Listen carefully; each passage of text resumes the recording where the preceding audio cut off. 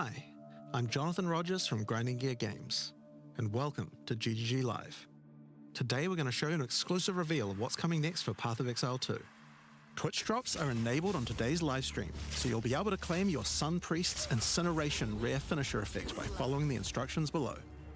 Now with that out of the way, let's get started. It's time to give you a teaser of what's coming in Path of Exile 2, the Third Edict.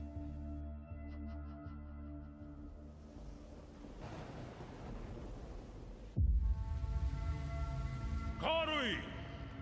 I have called you here to save our people, to save our way. Over the ages, we have known pain like no other, but we endured, and we became mighty. Now, outsiders dishonor our shores, and we have stood by, doing nothing. Hear my voice, ancestors! Show us your strength! Show us the true way! I understand.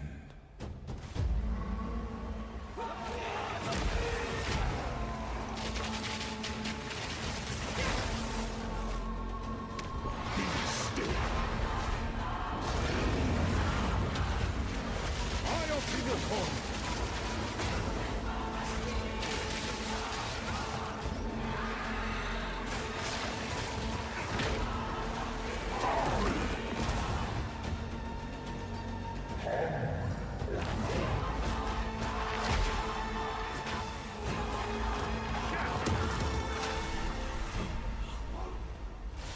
The true Lakura Makoi will rise.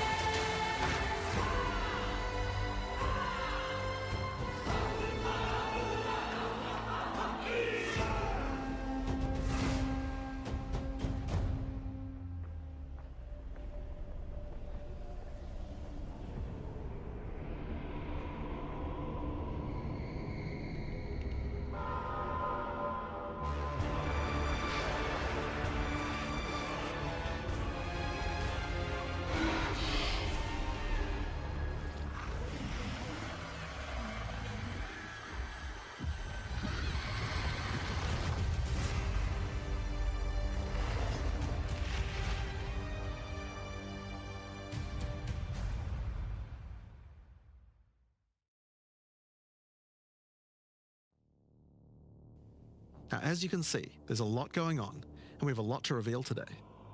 We'll start by going over Act 4, the next chapter in the Path of Exile 2 storyline. But that's not all. There's also 3 new interlude acts to get you to endgame, which means we're removing Cruel difficulty too. After that, we'll be going through the massive changes to characters. I'm super excited to show you how I've overhauled the entire support gem system, added new skills, and yes, there are buffs. Next, we'll go over the Rise of the Abyssal, this season's exclusive league mechanic, and talk about the new rewards, crafting systems, areas, and bosses that it adds. After that, it's on to changes we're making to the endgame. Then it's time to talk about items, crafting, and oh yeah, trade. That's going to be a big one.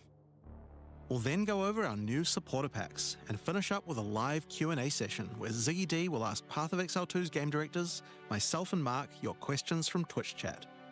And after that, at 4 PM Pacific, patch notes.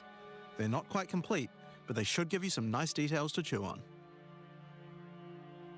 We've got a lot to cover today, but first, another announcement. When the Third Edict launches on the 29th, we'll be having a free weekend for Path of Exile 2.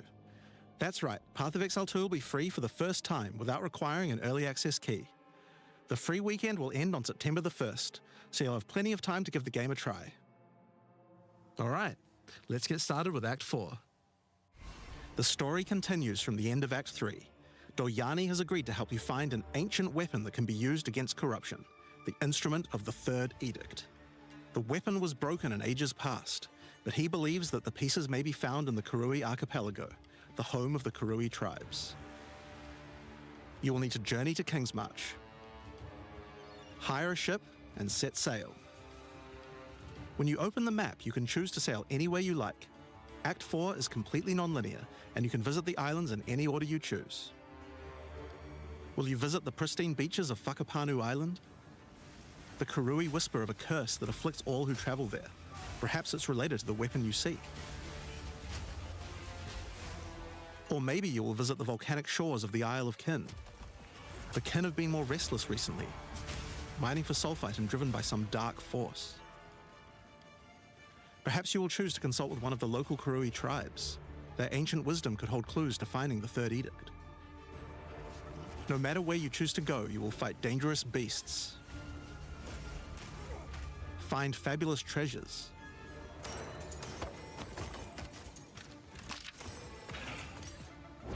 and battle incredible bosses. A challenger! Come, Yama sees your soul! There are 8 islands to discover, each teeming with its own flora and fauna. Act 4 contains over 100 new monster types, 16 new areas, 12 new bosses, and plenty of other interesting encounters. There's a huge amount to show, but we're not going to spoil too much here. We want to give you a chance to discover it all for yourself. What happens after Act 4? Well, until now you had to repeat the entire campaign again before you could face the endgame. But after adding Act 4, the game is far too long to make you do that. We needed something else to do in between the end of Act 4 and the endgame. So what else could we do? Add 3 new mini-acts, of course, and we're calling them the Interludes. The Interludes are a set of 3 temporary side stories that will be included in the game until Act 5 is released, that will take you to level 65 where the endgame can begin. The first interlude sends you on a journey back to Ogham. Renly has been leading the efforts to rebuild Ogham Village after the defeat of Count Geonor, but there's a new danger afoot. The nearby town of Holton is surrounded by an impenetrable darkness, and each night their corrupted townfolk emerge to raid the local farmlands. You will discover new areas and new bosses. You'll need to find your way through the darkness, uncover the source of corruption, Soon you will serve our master. and defeat it. Yes, I shall dance with their corpse. And that's just the first interlude. The second interlude will have you return to the Vasteri Desert, where Asala has been given a sacred duty. When the skies align, the gifting of water requires a chosen Sekima to meet with the Selkari, guardians of the sacred water, but they're nowhere to be found. You will need to track down the Selkari, find those responsible for disrupting the gifting, fight even more new bosses, discover the secrets of the ancient ritual, discover new locations, and ultimately help Asala carry out her sacred duty. Now for Interlude 3. As Royal Thaumaturge of the Vaal, Doyani had plans within plans to save his people from the cataclysm perpetuated by Atzeri's lust for power. One such plan involved sealing a group of willing Vaal deep in a great mountain vault near the home of the Asmeri, deep enough to survive the cataclysm. Even though thousands of years have passed, he believes that their descendants may still live, and may be key to defeating the beast. The journey up the mountain will be dangerous. New foes stand in your way. And the further up the mountain you venture, the colder it will become. Explore caves of ice and enter the vault itself. Who can say what you will find within? The interludes are 6 to 7 areas each and generally include 4 boss fights as well. When you put that together with Act 4, that adds up to 35 new areas in the campaign and 24 new bosses. It's worth making clear that the interludes are temporary. When Act 5 and 6 are added, the interludes will be going away. These are side stories after all, but don't worry, the bosses and areas that make up the interlude are all part of the endgame. We're not just going to throw them away. And with that, we don't need cruel difficulty anymore. We do know that it was a pretty big chore to have to play through the campaign multiple times on each character, and this was a huge reason that the campaign could feel like a bit of a slog when playing through again. But we do also have another new feature to address that particular concern as well. So let's talk about sprinting. In 030, when you hold down the dodge roll button, your character will go into a sprint after they finish the roll. This is available on all character classes, and there's no limitation on how long you can sprint for. The primary purpose of this feature is to make navigating areas faster when out of combat. Because of that, if you do take a hit while sprinting, you'll fall to the ground. The best idea is to use a skill when you see monsters. That'll break you out of the sprint so you can engage with no danger. If you do need to run away from monsters, just hold spacebar. You won't be vulnerable during the roll, and you're faster while sprinting than basically any monster in the game, allowing you to retreat from combat. Sprint is a pretty significant change to POE2's gameplay. What I like most about it is that we can accelerate the pace of the game for those who want that, without having to compromise on POE2's more visceral combat systems. Okay, so that's the new extensions to the campaign, but there's a whole giant league to play through as well. I'll leave that to Mark to talk about later. And that's because what I want to talk about now is the new stuff for your characters. And probably one of the biggest new systems here is with the support gems. Now, support gems are one of the most interesting elements to creating a build. They're what enables so many interesting mechanics and different ways to play. But POE2's support gem system has just never been quite right. One of the major issues is the limitation of only having one support gem of each type on your character. We didn't want builds to just become using the same 5 most powerful supports in every skill. The problem with this design, though, is that it's actually working against using multiple skills in your build. If you can only use each support gem on one skill, it means that you're encouraged to go all in on that one ability. And we want to encourage you to combo your abilities, something needed to change. So with that in mind, we've removed the restriction of having one of each support gem per character. You can now use as many copies as you like. This should drastically increase the amount of possible builds and increase the amount of skill diversity. There are a lot of potential builds that suffered from the previous restriction. For example, a poison build previously couldn't add poison to more than one skill. They couldn't use stacking poison on more than one skill either. This severely limited your ability to combo with anything outside of the specifically designed poison archetype, but now you can. Many utility skills previously couldn't scale to endgame, because the supports that would make them scale were more useful to use in other skills. You would never speed up killing Palm with martial tempo, when you would much rather use it on your primary skill instead. There are more examples like this all over the place. In addition to that, though, we thought there wasn't enough feeling of progression in the supports as you went through the game. There were only 3 tiers of supports, and many of the most important ones were given out at Tier 1. Also, there were no strict upgrades, meaning that upgrading supports when you ran out of sockets required quite a lot of thinking. In order to solve these issues, we now also have multiple levels of many supports as you go through the game. For example, double barrel support gives you an extra bolt, but at the cost of 30% less reload speed. At Tier 2, the penalty gets lowered to 20%. But then at Tier 3, the support gem gets something new. It now reloads automatically when you heavy stun an enemy. In some cases, the highest tiers might work a little differently, and you'll have to decide if you like the upgrade or not, depending on your build. For example, rapid casting. The first couple of levels gives 15, then 20% increased cast speed. But then at Tier 3, it changes to a new approach. For each different spell you cast in the last 8 seconds, you get 10% increased cast speed, which could be a pretty big bonus if you use a lot of different spells. So that's pretty good for upgrades through the campaign, but we wanted to add a little more spice to the endgame for supports too. And that's where our new system, Lineage Supports, comes in. You can think of these like unique items, but for supports. There are supports that are only available at endgame, but they're much more powerful. Like Ratha's Assault. It's an upgraded version of Double Barrel that reloads your skill as you dodge roll, as well as increasing the number of bolts it can hold. But it does mean that it's the only way you can reload the skill now. Now, unlike regular supports, you can't find these through the uncut support gem. Just like unique items, many of these can be found from specific bosses. And there's a ton in the regular drop pool too. Some of them are fairly rare, others fairly common. Some of them are build defining, others are just straight up power upgrades. All in all, there's around 40 lineage supports being added throughout the endgame, so there's a lot of power to find out there. Now, the new support gems are certainly going to open up a lot of builds, but of course we have a huge range of improvements to individual character classes as well. As well as adding new skills, we had a big focus on buffing existing skills so that they can scale well into the endgame.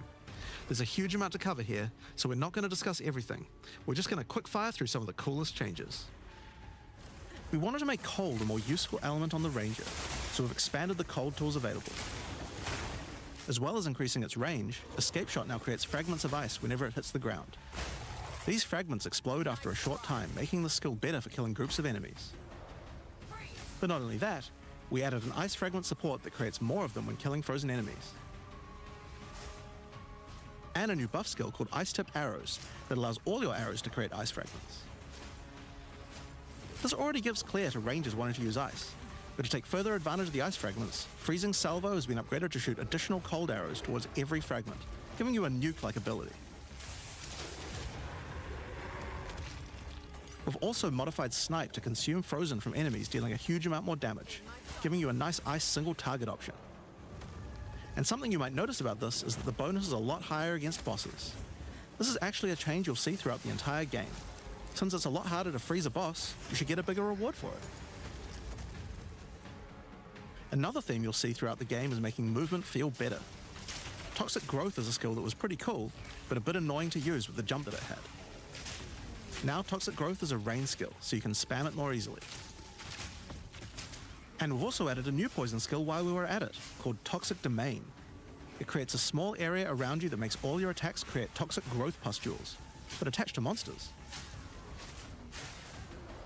Another skill that was annoying to use was Electrocuting Arrow. It's now just a regular arrow, making it easier to use.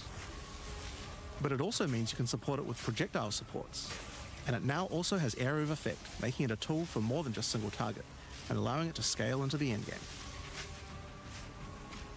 We also added a new spirit reservation called Mirage Archer. This is a meta skill that allows you to create shadowy clones of yourself to use a skill of your choice.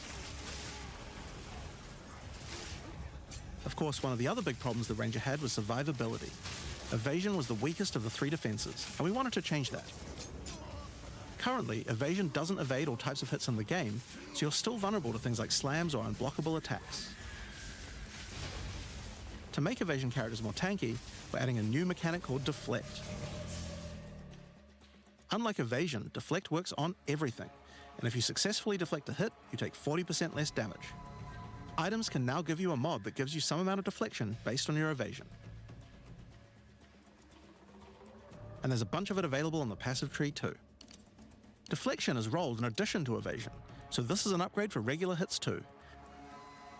And unlike evasion, there's no maximum chance. You can reach 100% deflect against all hits if you spec into it enough. Of course, this is a buff that helps all Dex characters, so the Mercenary and the Monk, but especially the Huntress, are seeing big defense boosts from this as well. Speaking of defensive mechanics, let's talk about block and parry. Now, one of the big concerns on the release of the Huntress was parry feeling unreliable. One of the big reasons for this is there's a lot of hits that are not blockable, and thus not parryable either. So a huge balance change we're making is that now, everything is blockable, except for specifically unblockable red flash skills that bosses use. This makes parry much more reliable. And not only that, but to make block and parry nicer to use, you now also move faster than before while using these abilities. This is a massive buff to passive block as well, so to counter that we did have to lower the max passive block a bit, but overall you should feel much safer. Fire skills on the warrior were not really cutting the mustard, so we decided we needed to upgrade a bunch of them, but also add some more as well. Let's start with a buff. Volcanic Fissure now branches into multiple fissures, giving it much more clearing potential. We've also added a new skill called Forge Hammer. This skill throws a molten hammer that does a slam at a distance. You can recall the hammer back by using the skill again if you like, but the cooler thing to do is to use a Warcry near it. Using a Warcry makes the hammer explode, making a bunch of volcanic fissures around. Volcanic fissures re-trigger when you slam them, so it's a great skill to make a flaming arena to fight a boss. We also buffed Perfect Strike to have much larger area of effect, and changed Molten Blast to not always force you to move forward. Trust me, it feels a lot better to use now. The skill now has massively boosted chance to ignite monsters as well. And you're going to want to ignite monsters due to a new glory skill called Ancestral Cry. Ancestral Cry charges up with glory by igniting monsters, invoking King Kaum's favor. After you do, use it to channel Kaum's ancestral power. Every attack will be ancestrally boosted with fire. Your very steps will explode, triggering volcanic fissures, and molten balls will erupt from your attacks. Warrior shield skills were another area we wanted to improve. Now that we've got Sprint, we actually don't need to have a cooldown on Shield Charge anymore. It now also does more damage the further away you are when you use it. Shield Wall got significantly upgraded AoE. Also, you can Shield Charge right through it to trigger all the walls. We also added a new Shield War Cry. Fortifying Cry gives you a defensive buff, but it also builds up charge on your shield that empowers your other shield skills. And Magma Barrier now doesn't require timing in order to use. Just wait for your shield to charge up and block. Seismic Cry now stuns enemies that are primed for stun. And we changed the Sunder interaction with Armor Break. It now also gives a Sundered Armor debuff that makes enemies take 40% extra physical damage. Great for bosses. Ancestral Warrior Totem has undergone some pretty significant changes too. We wanted the skill to feel more like using an ultimate. That summoning an ancestor to fight for you was a big deal. So we've changed this totem to require 3 endurance charges to summon, and massively buffed its damage. It also now scales your weapon damage too. Since there's no limit anymore, if you build around generating endurance charges, you can summon an entire forest of totems. In order to make that easier, we added some new sources of endurance charges. There's now a support to make Perfect Strike generate charges, and a support for generating endurance charges from heavy stuns as well.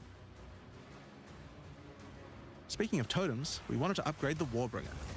Among the other changes we've made to this class, Answered Call now gives an extra totem, and the spirits have just been generally buffed in many ways. Use it with your limitless ancestral warrior forest to make an army of Karui that would make Tukahama proud. We've also merged the Great Wolf Howl and Warcaller's Bellow support, so that you can get all the benefits with one point. And Encased in Jade no longer removes the Jade when getting hit, making it a much better defense. Next up, let's talk about accuracy. Accuracy was always intended to be something that warriors didn't need to care about very much so long as they're in close combat. But unfortunately, that's not currently the case. This was particularly annoying with skills like Bone Shatter, which you certainly don't want to mess with. So we significantly buffed your chance to hit at close ranges when you don't have much accuracy. Warriors shouldn't require any accuracy investment in order to hit with close range attacks now. We also wanted to improve armor.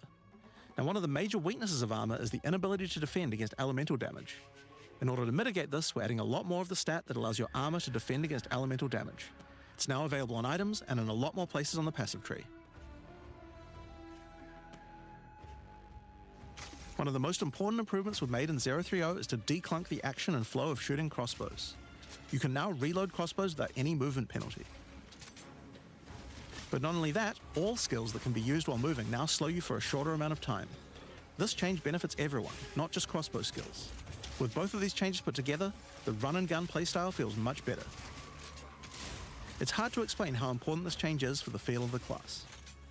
The Mercenary is also a good chance to talk about how we're rebalancing to make comboing skills much better. Take Shock for example. It buffs damage and lasts 4 seconds right now, but that isn't really giving you enough time to take advantage of it.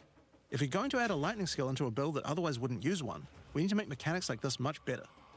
So we've increased shock duration on monsters to last 8 seconds. And skills like Plasma Blast, which are intended to be good at shocking enemies, now increase the damage bonus by a lot more. You'll find changes like this all around the game. Chill now lasts 8 seconds, giving you more of a reason to weave in cold damage. Freezing skills are better at freezing. Burning skills need to cause burns that last longer. But making skills like Permafrost Bolts and Incendiary Shot double down on how they're supposed to be used, it makes using them in your build alongside other skills much more likely. We're also making sure to buff specific combos too. The freeze explosions from frag rounds now chain to nearby enemies. And using high velocity rounds with armor break will now fragment the opponent's armor. This causes monsters to take a portion of high velocity rounds damage with every subsequent hit, even tiny pellets.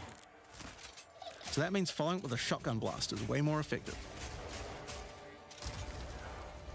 Now there's a lot more buffs to crossbow skills, but for now I'm just going to talk about the new one we added, the Mortar Cannon. This one lets you socket any grenade skill, and using it will summon a cannon which loads and then fires the grenade you choose.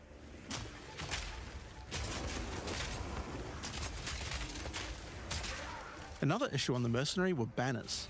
They were just not very good, so we're doing a big upgrade to them. They now last longer, don't disappear when moving out of them, and we removed the Valor mechanic. They now just give a much more consistent and stronger buff, and you can use them when you get enough glory. On Witch, one of the main focuses was making various minion types more useful to use together. Melee minions in particular were just not that great compared to ranged ones. As a starting point, we just straight up removed the requirement for minions to have accuracy. Attack minions now always hit, which makes them way better.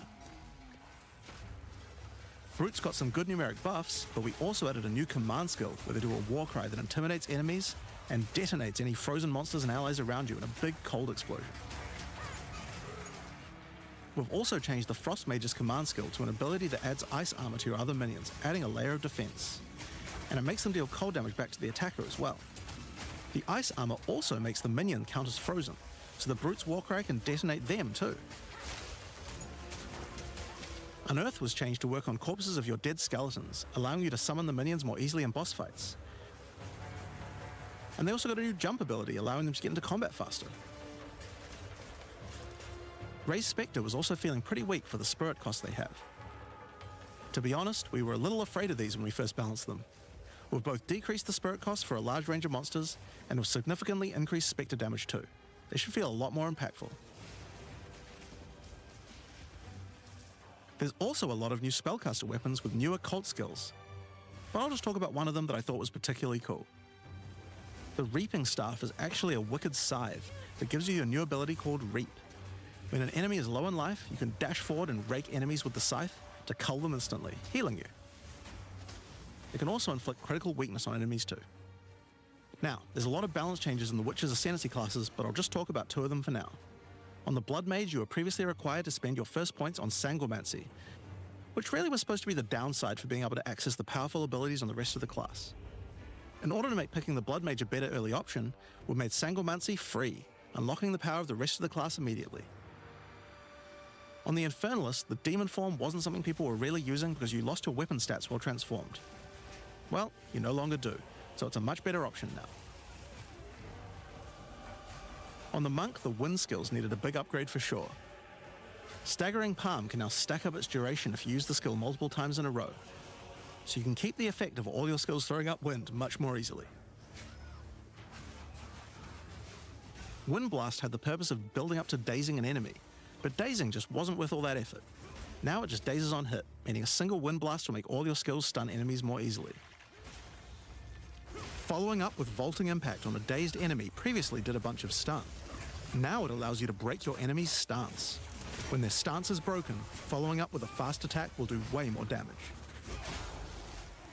A cool build that certain people always enjoyed in POE1 was hand-to-hand combat, but until now we just didn't have a real way to make it viable. Well, that changes now. The Monk, as a true martial artist, now has the ability to learn the Hollow Palm technique, a keystone that lets you use all quarterstaff skills while unarmed. All quarterstaff attacks now have a special unarmed version, and you get further bonuses to all your attacks from stacking Energy Shield and Evasion on your character.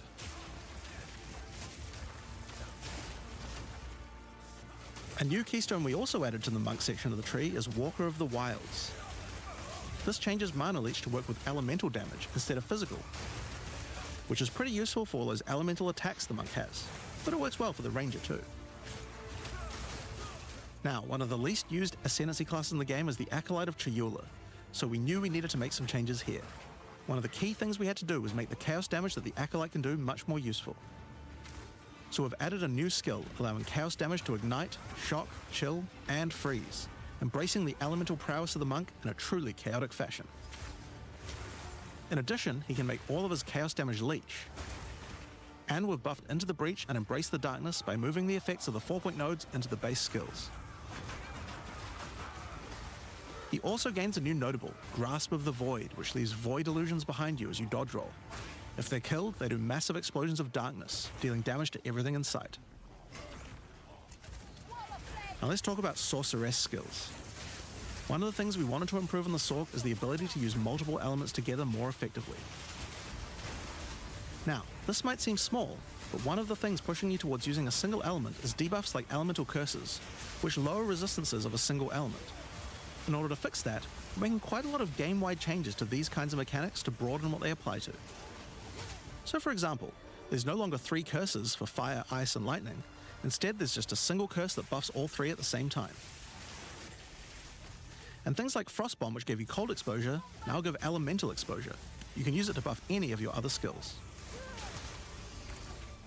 We also wanted to make switching between different weapon sets smoother, so you can use different elemental staves more effectively. To do that, we've removed the weapon switch time, and now happens instantly. This applies game-wide too. Now, we didn't just want to stop there. We wanted to add some specific mechanics that work between different elements, and that's where elemental infusions come in. Certain skills can now drop elemental infusions. For example, when a frost bomb explodes, it leaves behind a cold infusion on the ground. After picking it up, you can spend it on one of any number of different skills to transform how they work. Spark will create a nova of cold-infused projectiles. Ice Nova will leave a chilled area on the ground. And we also added a new low-level skill that fires ice shards. Use it with cold infusion though, and the ice shards will explode. Orb of Storms now generates lightning infusions when you cast enough spells near it. And that's all spells, by the way, not just lightning. Once you have one, you could cast a lightning flame wall, which adds both fire and lightning damage to all the projectiles that pass through it.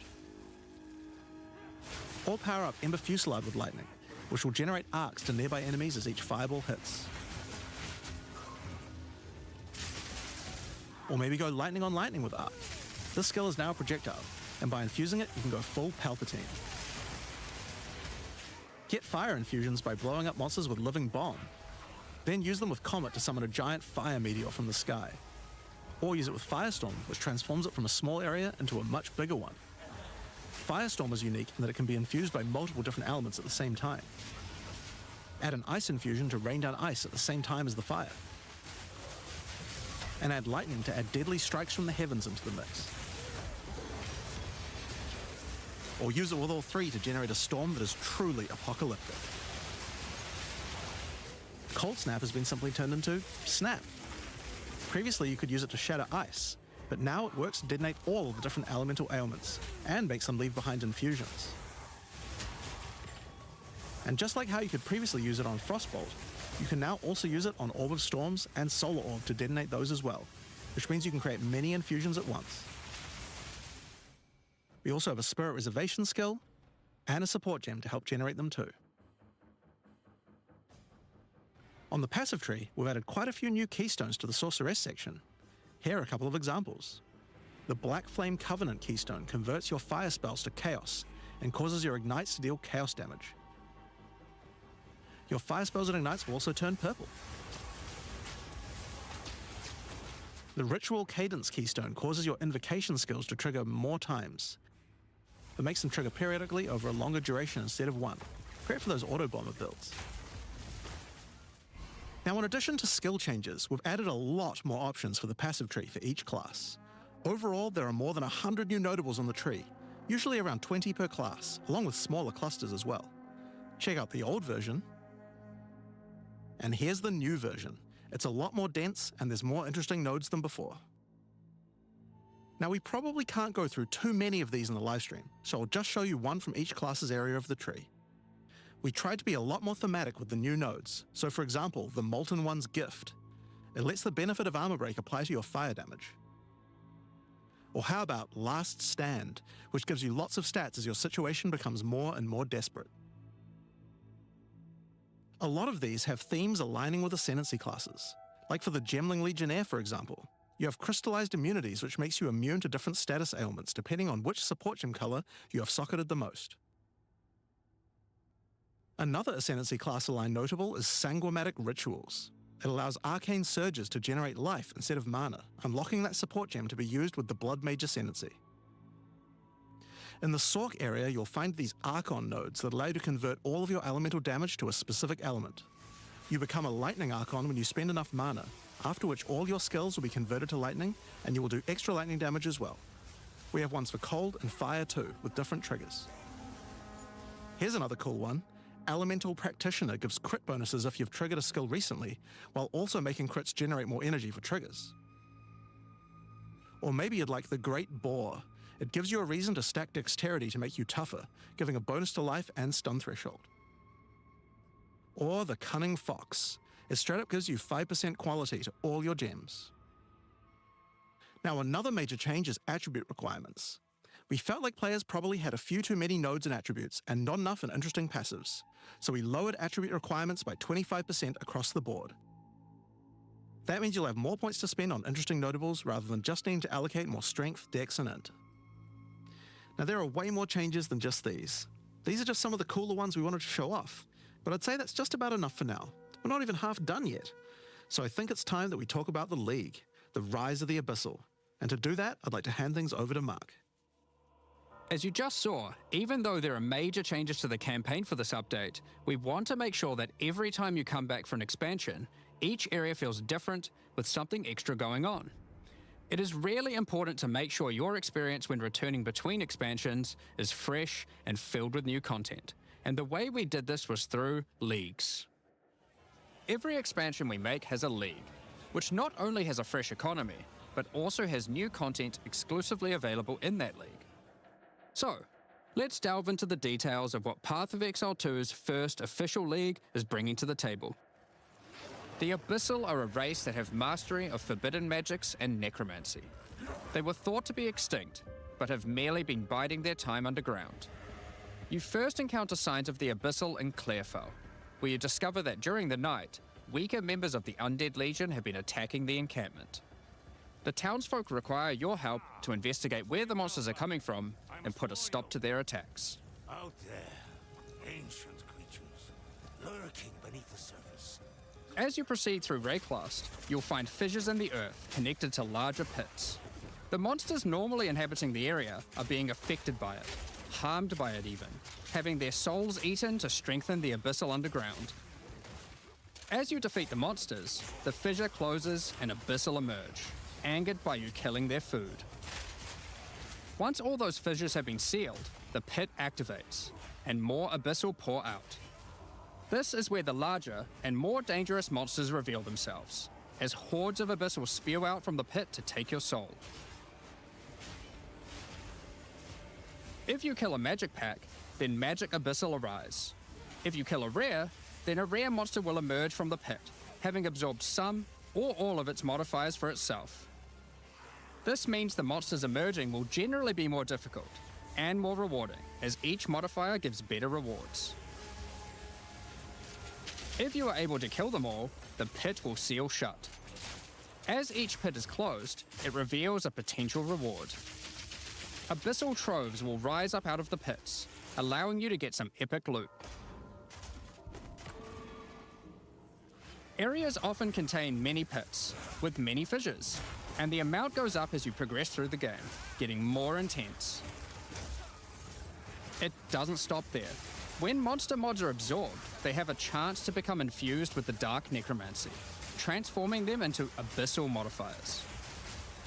For example, you defeat this monster with the Mana Siphoner modifier. Their soul is eaten by the pit, and a rare monster emerges. The Mana Siphoner modifier has transformed into Soul Siphoner, and is now amplified in danger and reward. Abyssal pits also interact with other monsters and mechanics. If you defeat a rogue exile that's near one, it'll be revived as a Lichborn that has multiple Abyssal modifiers. Lichborn exiles even have their own unique jewel they can drop, if you are lucky enough to encounter and kill them.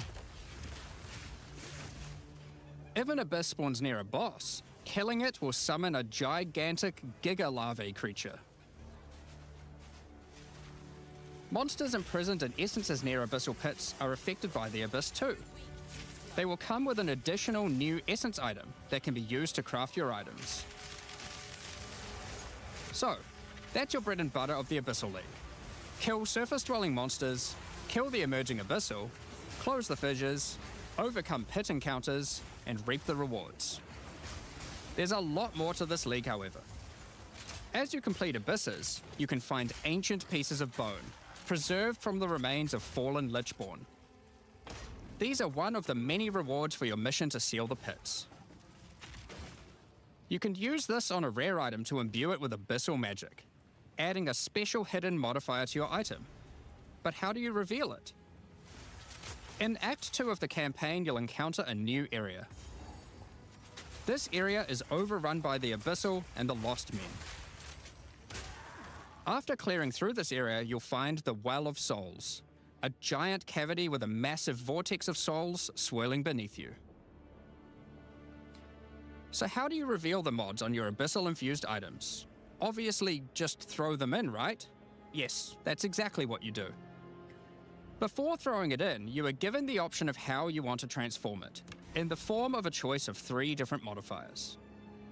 Once you've chosen your desired mod, throw it in, where it will absorb the power of the souls, and the ominous creature will then retrieve it for you. These modifiers can be ones from the core mod pool, all the way through to specialized modifiers that cannot normally appear on items. During the campaign, you can use it as a way to more easily add useful existing mods, but during the endgame, there is a whole set of new and powerful mods you can add to your items. Like this mod for crossbows that allows you to place an additional ballista totem. Or this one that adds spirit to your staff. Or this one that allows you to generate more combo with your quarterstaff skills. And speaking of endgame, you can also use the system to craft waystones. With a preserved vertebrae fused into your waystones, you can get some new modifiers that push difficulty and rewards to new heights. Here are some examples of those mods. You always get a choice of 3, so you can avoid anything you don't think your character is capable of. With this modifier, the natural inhabitants of the area are all spawned near abysses, and there are up to 9 additional abyssal pits in the area, making it just a full-on abyss ruckus. Or this one, which causes the final abyssal pit in the area to always result in a boss encounter, be it either one underground or one that emerges out. There are dozens of these waystone modifiers in total you can get from this crafting. That covers the new crafting mechanic. So what's left? Well, we talked about how when closing pits you can get abyssal troves, but sometimes when closing an abyss, you'll reveal an underground cavern that leads to the abyssal depths. After jumping into the depths, you'll find an abyssal city, swarming with legions of the undead. When underground, every single rare abyssal enemy will have an abyssal modifier. And at the end of the dungeon, you'll even find a rare with a more powerful Lichborn modifier. Once you're able to defeat this powerful rare, you can also find some nice rewards. Aside from the entire area being valuable due to the abyssal modifiers on the monsters, it has its own specific drops too. One example is a set of lineage supports that can rarely be found in these depths, like Kurgel's Leash. This support empowers both you and your minions when you command them, granting unholy might to you both. Another depth-specific outcome is a set of omen-like items that amplify your abyssal crafting. Additionally, we're adding some new socketables that can drop from the abyssal depths. Take Ulaman's Gaze, which can be socketed into your armor. These are a bit special in that you can only have one equipped at a time, but give some pretty powerful effects. Think of them as almost a unique socketable for your equipment. In the endgame, where you can still find depths, you also start to find a different type of underground chamber. In these areas, you'll find an ancient spire, a device being used by commanders of the abyssal factions to plunge Rayclast into a lightless void. Your goal is simple: kill this commander and destroy the spire. There are 4 bosses in the Abyss League, and there are some pretty cool uniques available from them. An example is this belt, Darkness Enthroned. It has 2 sockets, but hold on, socketables don't work on belts. Well, this belt has a special mod that allows it to count as a different slot for the purpose of socketables. This one, for example, counts as a helmet. I kind of want one that counts as a body armor. I wonder how rare that one is. You can also find this unique jewel, Undying Hate.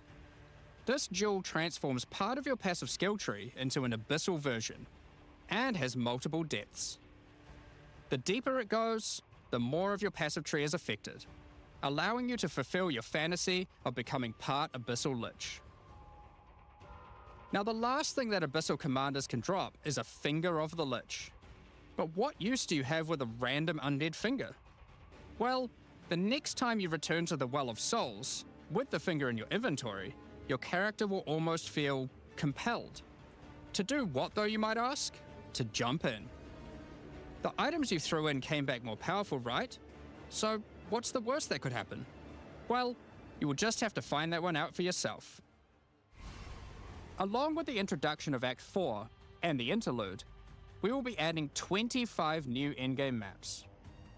These maps will contain all the new monsters and bosses we're adding, improving variety and giving you opportunities to experience the new boss fights many times. Let's take a look at some examples.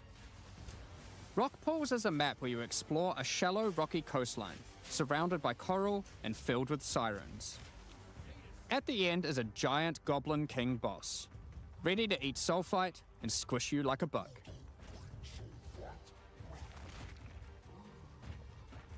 Holton is an Ezomite township which has seen better days.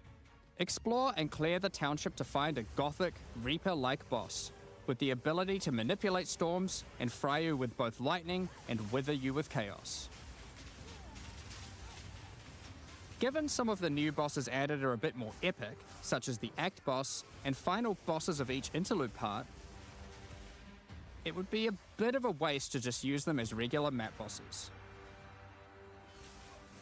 Instead, we'll be adding some new mechanics to the Atlas that use them. These start appearing pretty fast into the endgame and will help bridge the gap until you do your pinnacle bosses. In the desert biome, you can encounter a wild sandstorm. 3 maps around the sandstorm contain a device you must activate. Upon doing this, the sandstorm's magic is disrupted, revealing the map inside and allowing you to access it and find the cause. This presents itself in the form of a boss, similar to the existing Citadel bosses. This boss is a Faradin Swordmaster, who has been blessed with the power of a Time Gem, allowing him to take his swordsmanship to the next level by replicating himself, maneuvering rapidly, and severing the fabric of time itself with his powerful slashes. In the water biome, you'll encounter a giant maelstrom, where one of the maps surrounding the water biome connects to it, but the connection is obscured. You must run the maps nearby, hoping to find a beacon, which will remove the maelstrom and reveal the connection to that map. Another example is this Vaal vault in the mountain biome. But how do we get inside? Running the adjacent maps to it will yield a key, which you can then use to gain access to this vault. Or, you could just trade for one, I guess. Use the key to dispel the powerful force field surrounding it, leading to the Vaal Elite and their rewards inside. These all contain Uber versions of the Act 4 boss, and the bosses at the end of each part of the interlude. And each have their own exclusive drop pool of new lineage supports, which, as Jonathan spoke about earlier, are powerful support gems that modify your skills in pretty crazy ways. As an example of a lineage support which can come from the Faradin Swordmaster mentioned earlier, we have Garukan's Resolve, which causes your critical strikes to fork, but requires some mobility on your part to properly enable. From the boss sealed in the Vaal Vault, we have Paquate's Pact, which supports your war cries, causing them to inflict massive amounts of corrupted blood at the cost of your own life. Additionally, some maps can now spawn summoning circles, a room resembling an Ezomite henge. Activating this henge will spawn bosses. It's as simple as that. We'll also be making changes to how affixes and waystones work, as the current prefixes equals good, suffixes equals bad iteration isn't quite hitting the mark. We tried something new here in Path of Exile 2, but after seeing the feedback we decided we actually liked what we had in Path of Exile 1 more. Like Path of Exile 1, each affix will now be both difficult and rewarding. Waystone mods now grant an increase to the number of waystones dropped, and an additional specific upside attached to it. This means as you roll your map, they will continue to get more difficult and more rewarding, and allow you to customize the difficulty and rewards of your maps better. For example, The Frostbitten mod, which causes enemies to deal cold damage, also increases the rarity of items dropped as its upside. Whereas the Of Venom suffix modifier, which causes enemies to poison on hit, has the upside of granting increased pack size. Some maps will end up having a lot of rarity, some a lot of pack size, and others will just have a mixture of everything. Due to now having more modifiers granting difficulty, we will of course be reducing the difficulty per modifier to account for this.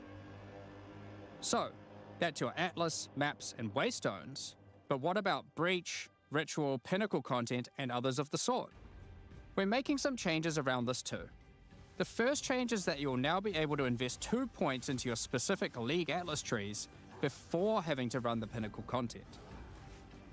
There will be a specific objective for each type of content which grants you those points.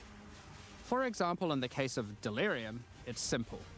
You just need to find and kill one of the bosses in a map, Omniophobia or Kosis.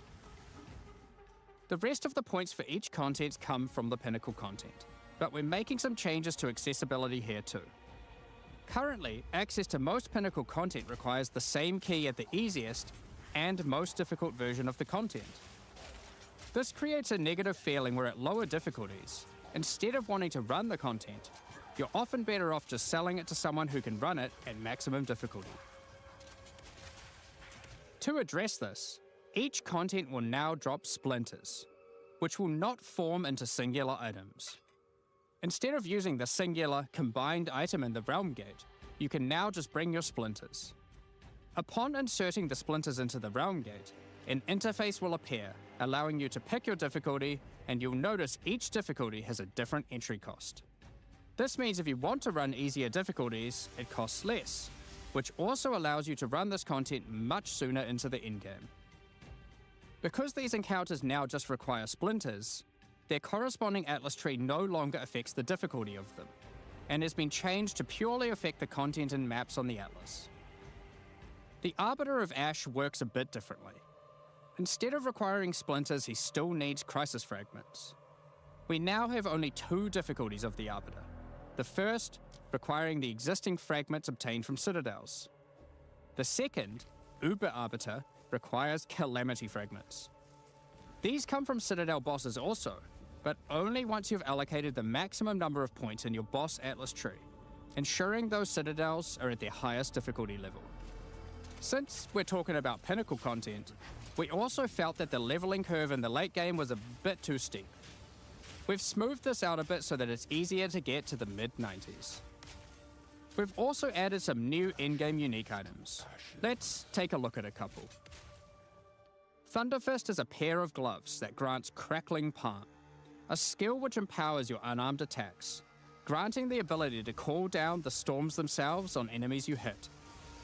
Put simply, literally every monster you hit with your unarmed skills will be struck by powerful lightning. Pair this with the aforementioned Hollow Palm technique to embrace your true unarmed prowess in combat.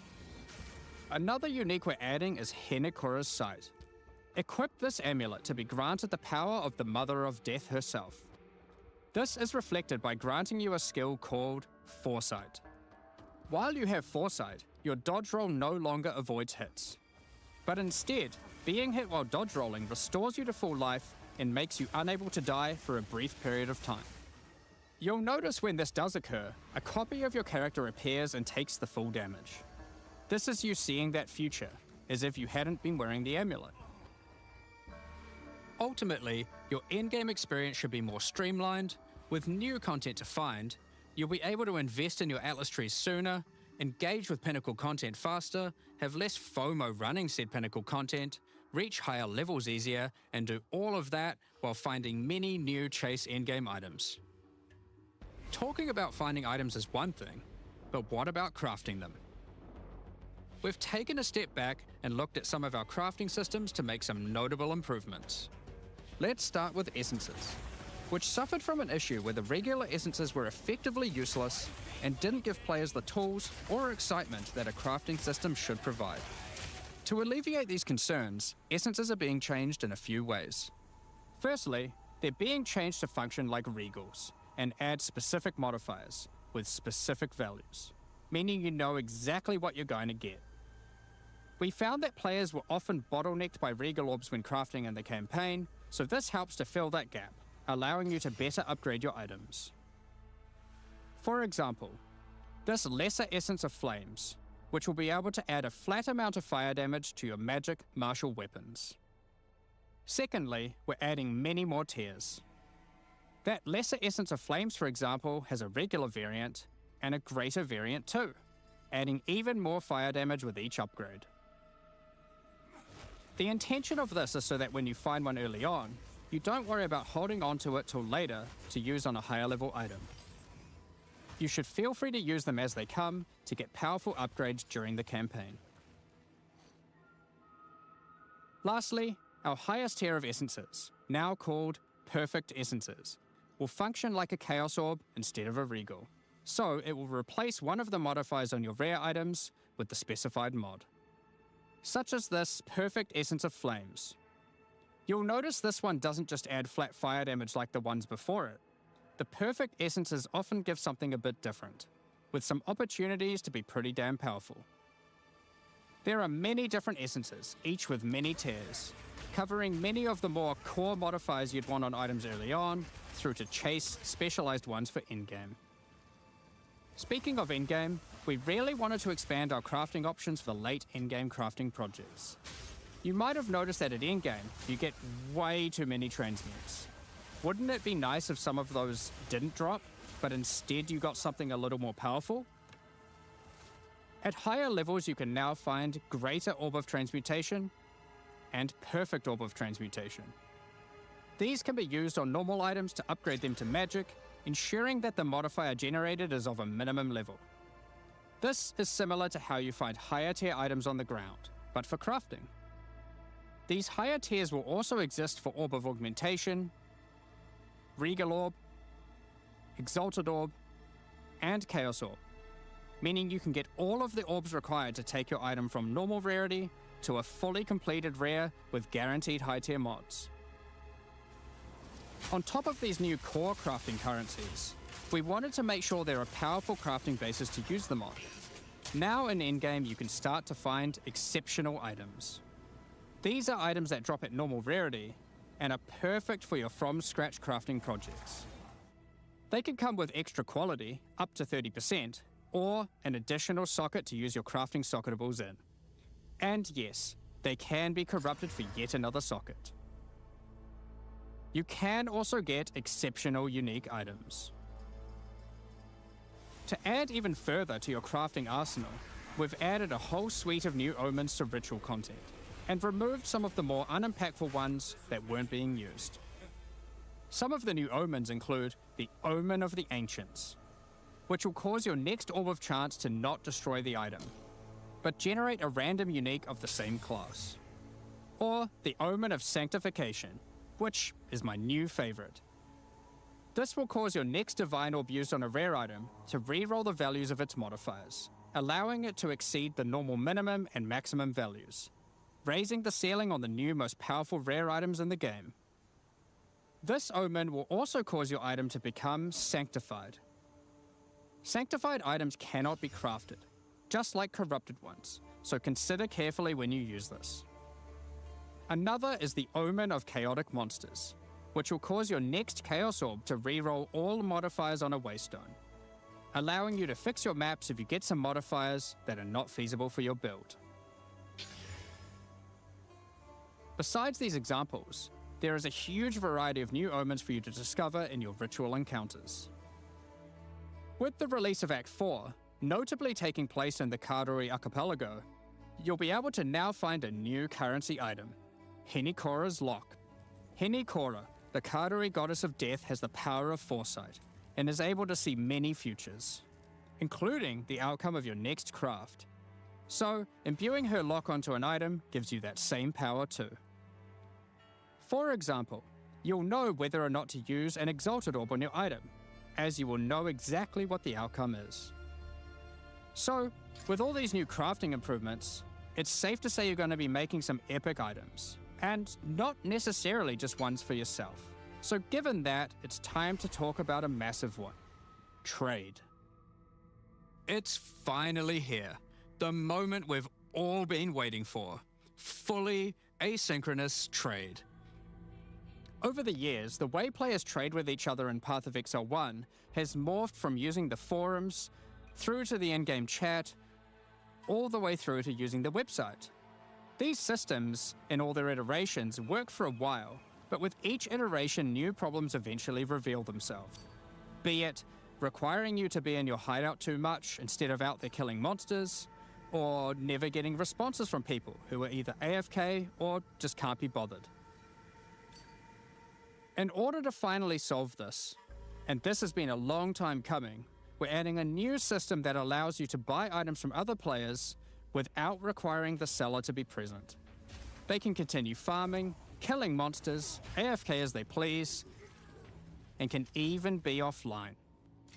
With the introduction of King's March in Act 4, you will encounter Ange, assistant to Rog in the Meridian Free Traders Company. Over the last 2 decades or so, since Path of Exile 1's storyline, Faustus has handed down his knowledge and expertise to Ange, and she is now ready to take over his business. If you have a hideout unlocked already, you can immediately invite her there. If you don't have a hideout yet, you will need to acquire one. You can do this by completing a quest to defeat one of the bosses inhabiting an island in Act 4, allowing you then to take a slice of it for yourself, making it your new home and base of operations.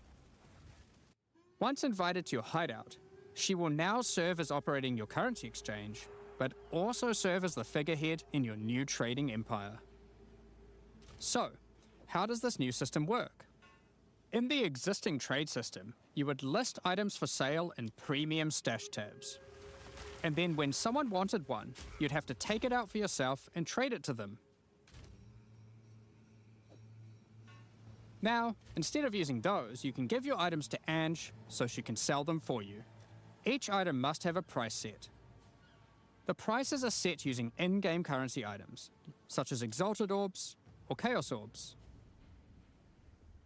Once a price is set, other players will be able to find the item by searching for it on the trade website.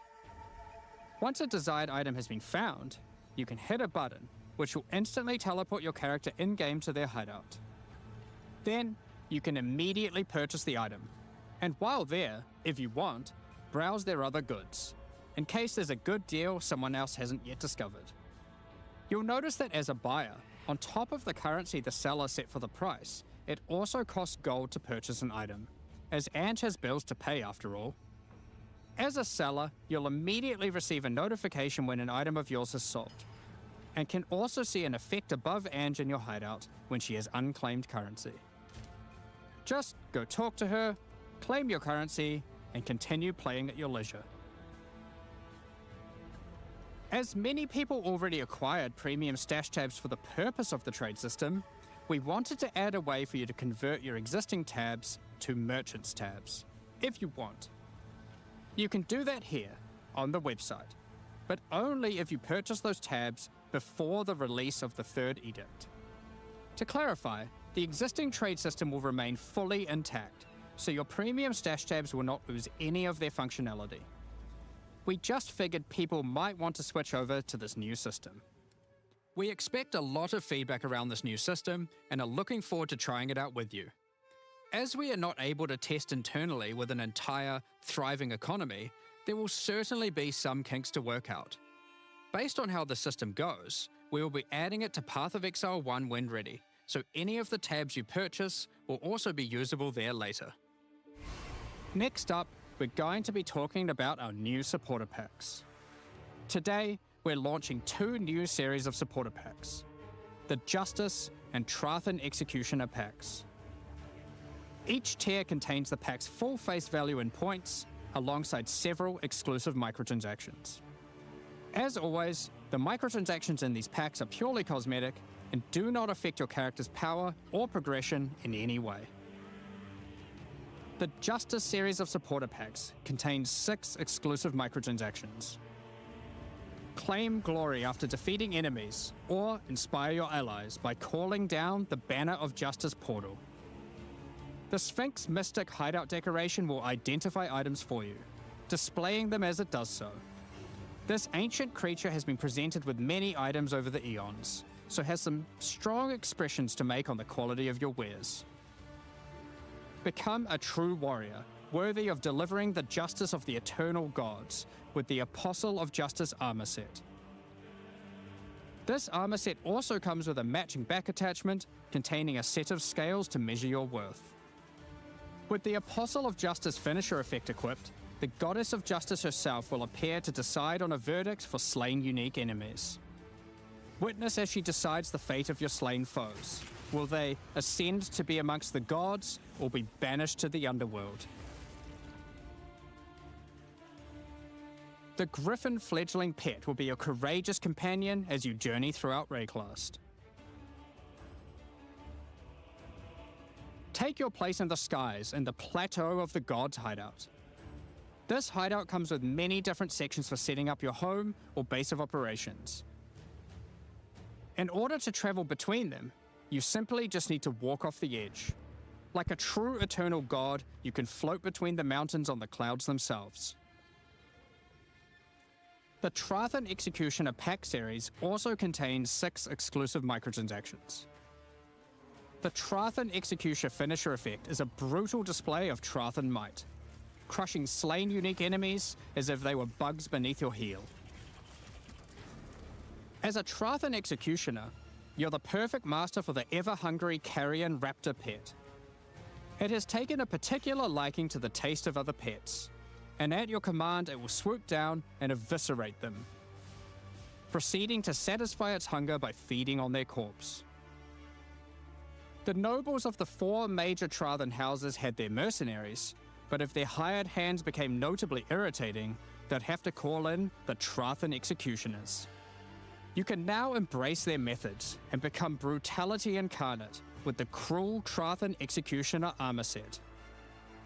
The matching Cruel Trathan Executioner cloak will shroud you in scarlet as you crush the skulls of your enemies and leave a trail of blood behind you as you build up a kill streak. Or use the alternate variant to simply put a skeleton on your back. Be bathed in blood as you mutilate monsters with the Cruel Trathan Executioner character effect. The swirling blood increases in volume as your spree of slaughter continues. Both this effect and the cloak use the same kill streak for tracking how much blood is shown. After a long and tiring day of executions, enjoy a relaxing game of dice with the Goblin Gambler's Hideout decoration. They'll definitely be playing fair, right? The Pulverizer map device brings a horrid efficiency to punishing the damned of Trathus. Each map you open will execute the next victims. This map device in its true ruthlessness tracks the total number of monsters killed, your kills per second, and your largest kill streak up to the point of the map being completed. This is then displayed on a leaderboard so you can take a measure of you and your friends' violence at the end of each map. Additionally, any microtransactions from the supporter packs will be made available for use in Path of Exile 1. That's enough about cosmetics. Let's get into the Q&A. But firstly, I want to give a huge thank you for your ongoing support. We're just about to start the Q&A with Ziggy D. Afterwards, at 11 AM NZ time,